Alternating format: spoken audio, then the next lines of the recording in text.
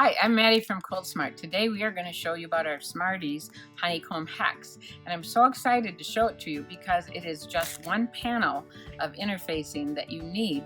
And once you start drawing things like this, you can create anything you want. If you can draw it, you can create it. And what I'm going to show you today specifically is how to make this little flower that's in our table runner.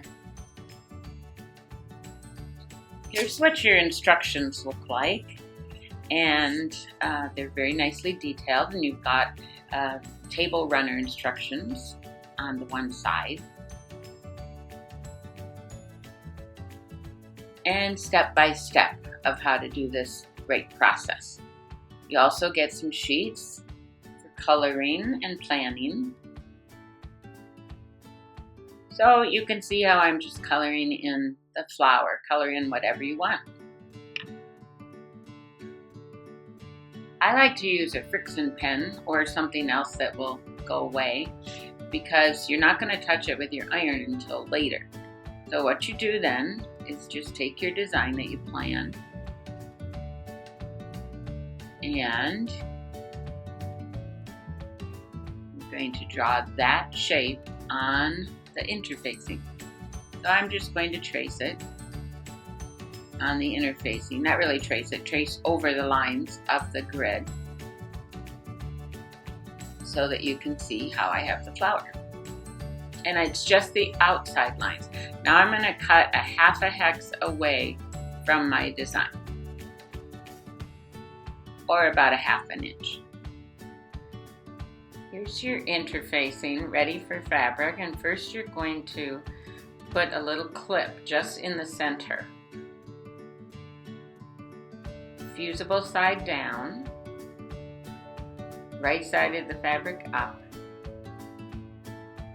and we're going to be sewing on that outside line that we drew. Just stitch around on the solid lines of the outside piece. It's really easy to do this. Just pivoting at each of the angles. If you have needle down, it's a great feature for this. Now we're going to trim around the outside. I like to trim about 1/8 of an inch away from the solid lines that you just sewed on. And now just take a little clip at each of the valleys, if you will.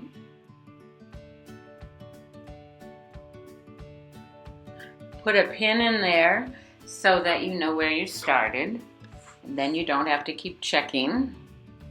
Now I'm going to cut a half a hex away, like the middle of the lines, to remove the center.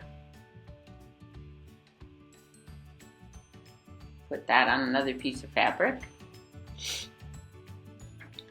and gently turn. The interfacing strong, but also you need to be gentle with it. It's strong enough to sew on, light enough to turn. And then you gently poke out your corners. You want to make sure that you get your pointer creaser or pointing tool under the seam allowance, under the fabric. Otherwise the interfacing might rip. Now you take your center, put that against your fabric with your fabric right sides up. And you can see here that I've got it fussy placed, if you will, so that the little flower ends up right in the middle. And again, pivot around. This one you don't need to draw because you cut a half a hex away, so it's easy to see where your shape is. And just overlap stitch from the beginning, and again cut just like you did before, about 1/8 of an inch away.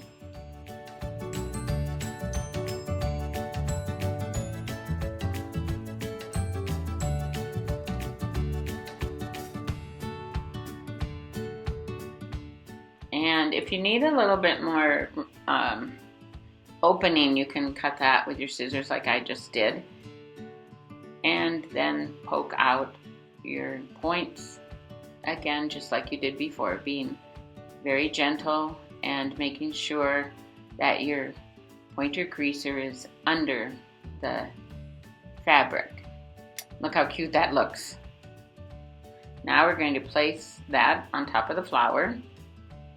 I like to give them just a very light press first on an applique pressing sheet. And then you can use the interfacing as a template of sorts to help place it. And then I like to fuse the layers together so that I have one piece that I'm going to put on my background.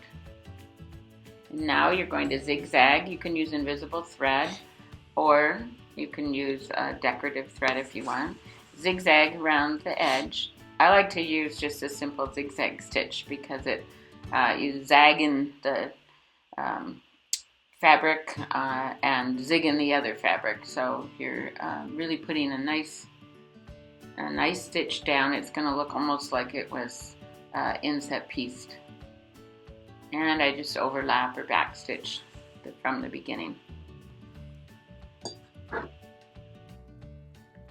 So we're just going to place the flower on the towel, center it however you want, and then fuse it. Now we're sewing, zigzagging, just like we did the centerpiece on the flower.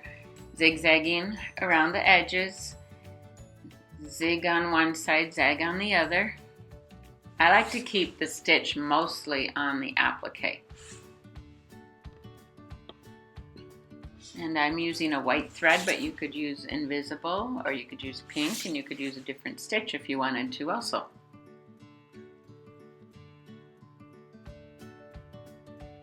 Now when you quilt yours, you could just leave it as it is, or you can stitch along the lines like I'm doing here. This is also shown in the instructions, and it is a way to continuously stitch a hexagon pattern.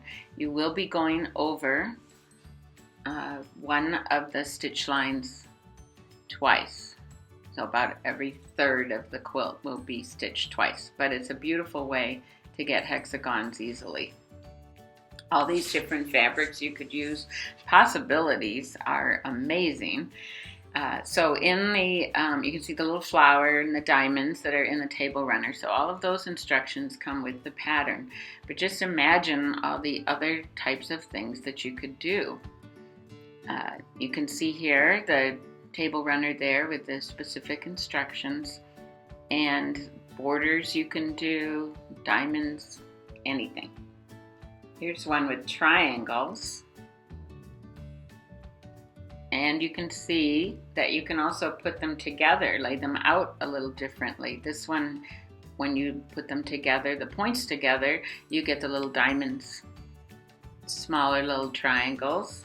This one I quilted between the appliques rather than in the appliques. We tend to think that hexagon quilts have to be quilted, and they don't. You can quilt them really however you want. Look at this cute little bear. You could make this one shape. You could make it two shapes, two pieces on top of each other, but you've got the layers. You can see how those go. Look how cute he is. The eyes and the nose and the snout work perfectly with the hexagon shapes. So just think of all the different animals you could make with these layers. You could have the belly going out in layers. You could have had fewer layers if you wanted to. So just imagine all the possibilities. If you can draw it, you can sew it. Okay, so I just wanted to show you a couple other things that you might love to do, especially if you love Honeycomb Hex. This too is a little bit of an applique. These are called placematties, but you can also make this adorable pillow. And look how cute they are. You can do all different holidays. This is a tea towel. And then this is another great product we have. This is our clutch bag. This particular one is made out of cork. Super, super easy to make. So those are some great gifts that you can make.